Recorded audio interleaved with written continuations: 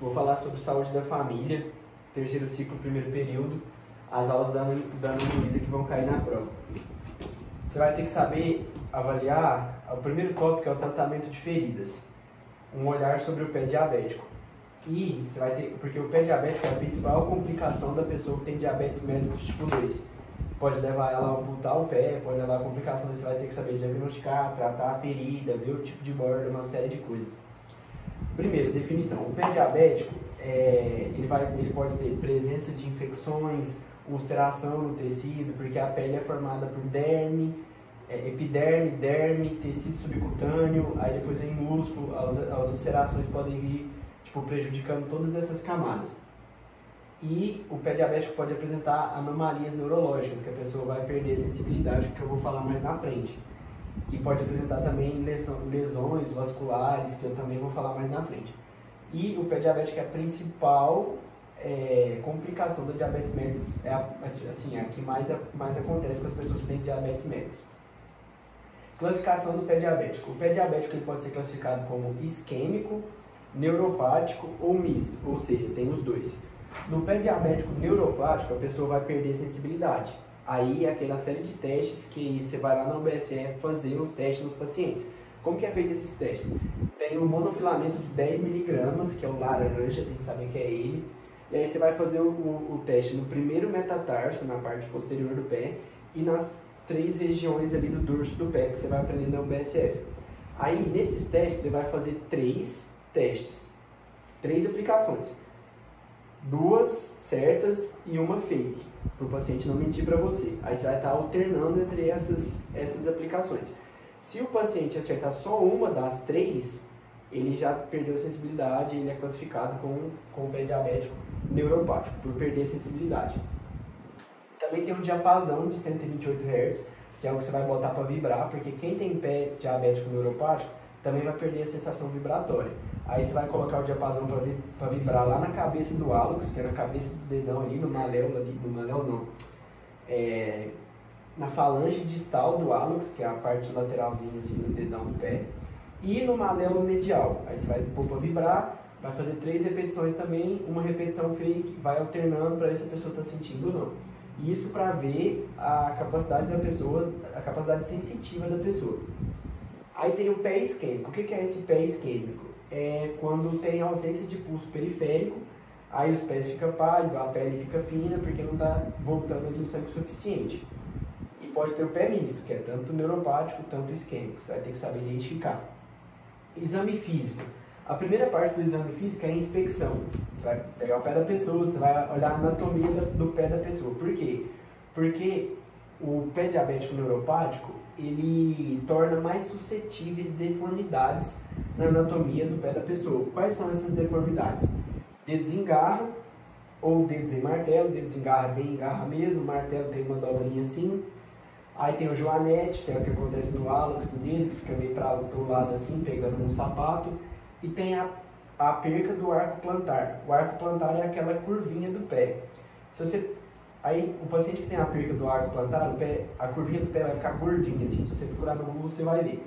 E isso é chamado de artropatia de Charcot, que é a perca do arco plantar. Aí você vai ter que olhar a integridade das unhas do paciente. As unhas devem ser cortadas de maneira reta, não de maneira curvada. E existe um negócio que chama distrofia unguial, que está associado também ao pé diabético neuropático, que é a espessura da unha fica mais grossa, bem grossona assim. Se você pegar lá no BSS, você vai ver direitinho como é que é, se você pesquisar no Google também. Se a pessoa tem calosidades, porque você tem que identificar, às vezes está usando um calçado inadequado. Se a pessoa tem onicomicose, que é um fungo que tem na unha, que vai deixar a unha amarelada, se você pesquisar no Google, você também vai ver. E aí, beleza, você fez a inspeção ali, você olhou a anatomia do pé. Qual que é o segundo passo? Fazer a palpação. Você vai fazer o sinal de cacife para ver se tem edema. Aí você tem que classificar o sinal de cacife em 1, 2, 3 e 4. Isso vai depender do tempo que a fóvea vai voltar. A fóvea é um buraquinho, quando você pressiona contra o osso, vai fazer um buraquinho. Esse buraquinho é chamado de fóvea. Se ele demorar muito para voltar, significa que a pessoa tem um edema de um grau maior. Aí você vai classificar o grau do edema. E aí você também vai palpar os pulsos. Você vai palpar o pulso pedioso dorsal, que é na parte dorsal do pé, assim, lá no meio dos ossinhos, o pulso pedioso dorsal, e o pulso tibial posterior, que você vai palpar ele no maléolo, pegar o pé assim do paciente do lado daquela bolinha lá que chama maléolo, que está no tornozelo, você vai palpar o pulso tibial posterior e vai ver se a pessoa tem pulsação ou não, porque se a pulsação está ausente, vai indicar um tipo de lesão arterial, que é o que eu vou falar mais na frente. E aí, você vai fazer a avaliação neurológica, que é, você vai usar o diapasão, que é o negócio de tremer, você vai usar o martelo de Buck para ver o reflexo do tendão aquileu, que você vai bater para ver se a pessoa dá aquele chutinho. E você vai usar também o monofilamento, que é igual eu falei aqui, que eu já tinha falado deles acima. Aí, como é que você vai fazer a prevenção, o tratamento ali? Como é que você vai falar? Você vai falar, não, primeiro tem que ver se a pessoa está com calçado adequado, que às vezes a pessoa está com Havaianas, aí tipo assim, dá para você ver o edema da Havaiana, assim, o sinal da Havaiana. Aí isso já é um cacifo de grau alto, então a pessoa tem que usar calçado adequado, tem aquelas botas que vai diminuir a pressão do pé, que a pessoa pode estar usando também. Vou falar sobre a avaliação da ferida. O que é a ferida? A ferida é qualquer interrompimento ali na pele. Isso é o conceito de ferida. Aí tem um acrônimo que chama RIDE. R de red, Y de yellow e B de black. O red é vermelho, que é o tecido de granulação que eu vou falar mais na frente. O yellow é quando tem a presença de esfacelo, que é tipo assim, uma multiplicação bacteriana, que você vai ter que fazer o controle daquilo, que eu vou falar mais na frente. E o black é a necrose, que você vai ter que desbridar. Por quê? Porque a necrose ela é inviável. Com a necrose ele não vai ter cicatrização, você vai ter que desbridar. E só desbridando que você vai ver o tamanho real da ferida. Porque às vezes tem uma necrose pequena, se você desbridar, tipo, você vai achar a necrose lá no fundo, sem tirar tudo. Aí, como é que a ferida evolui? De acordo com esses 3 pontos aqui, que é tipo um acrônimo para você poder decorar, para você aplicar. Né? Como é que a ferida evolui? Primeiro vem a inflamação. A fase inflamatória, ela é o início da lesão. E aí a pessoa vai ter sinais flogísticos, ou seja, vai ter dor, rubor, que é vermelhidão, e vai ter calor também. Isso é a fase inflamatória, a primeira etapa.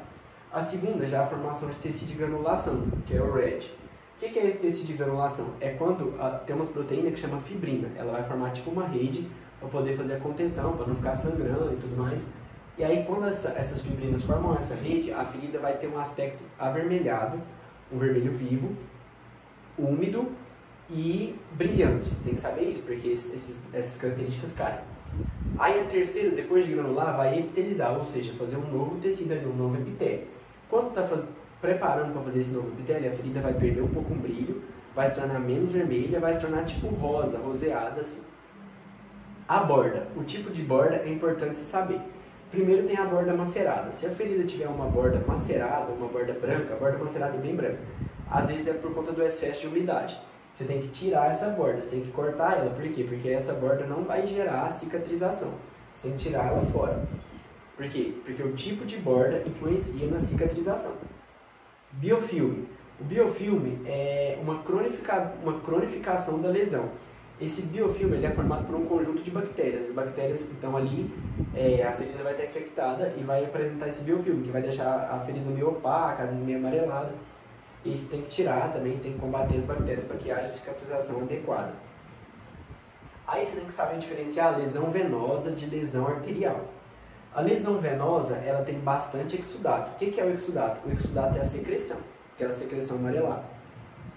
E a lesão venosa, ela tem borda irregular.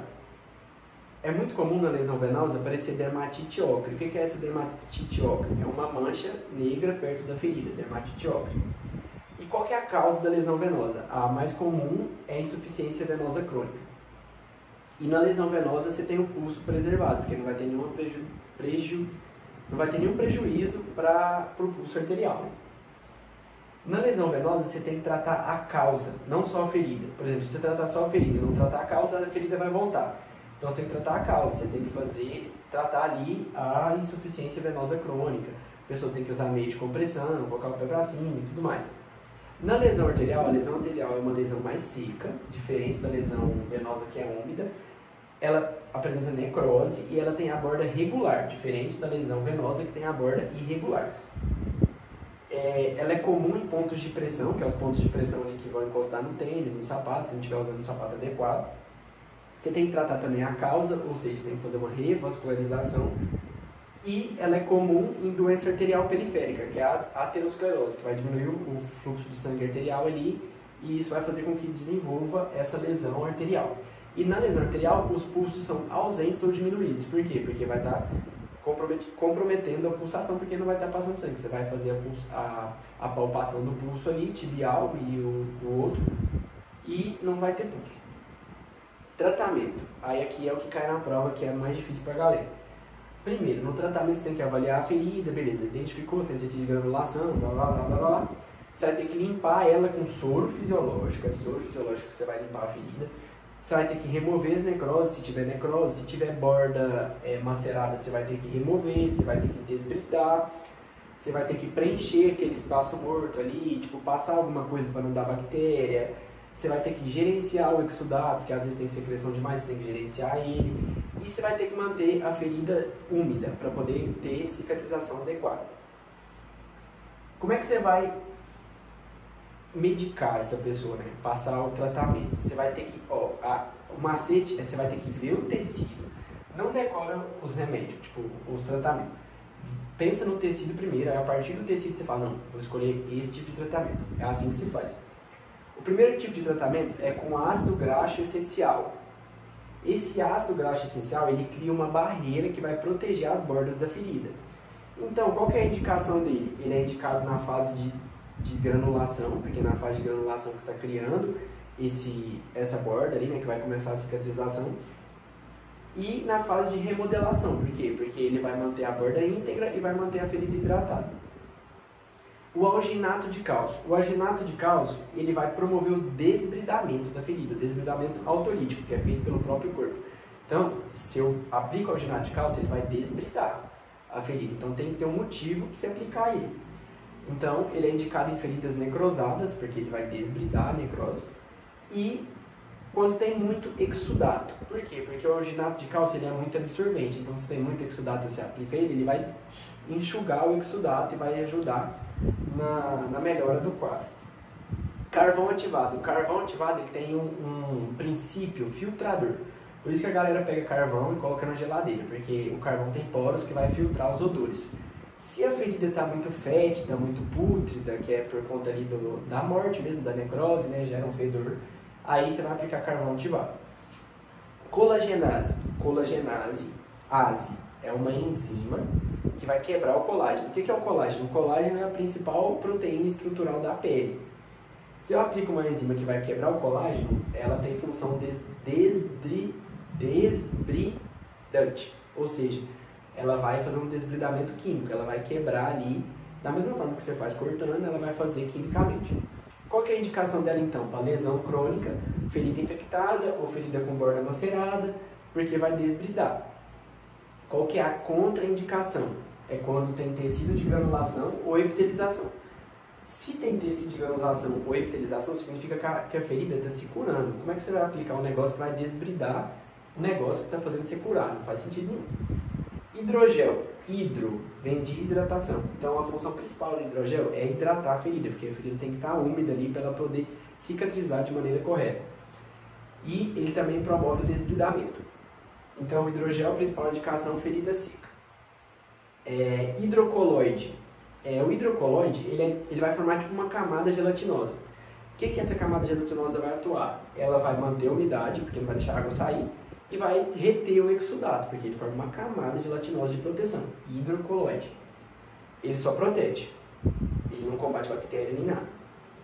A papaina. A papaina, ela tem ação bacteriostática.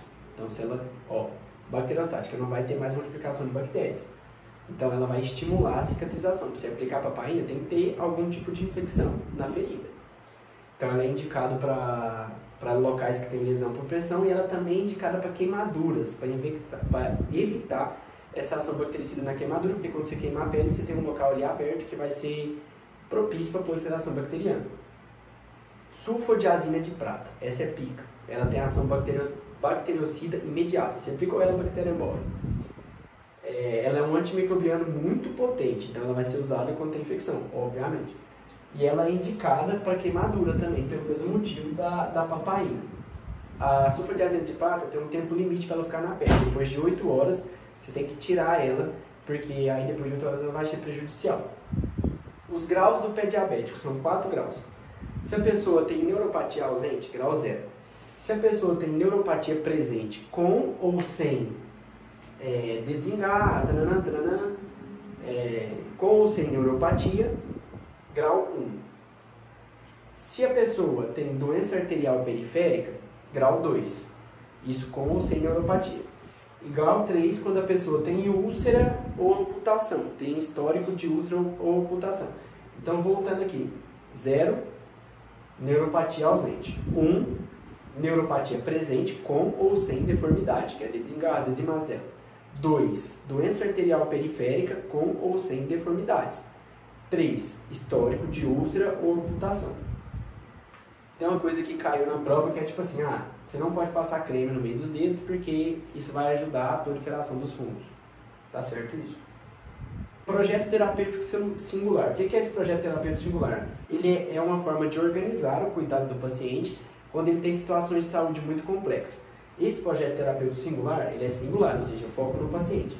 Ele vai utilizar de uma equipe multiprofissional, uma série de profissionais, para ajudar no tratamento completo e amplo do paciente. Ele tem 4 momentos. Primeiro é o diagnóstico.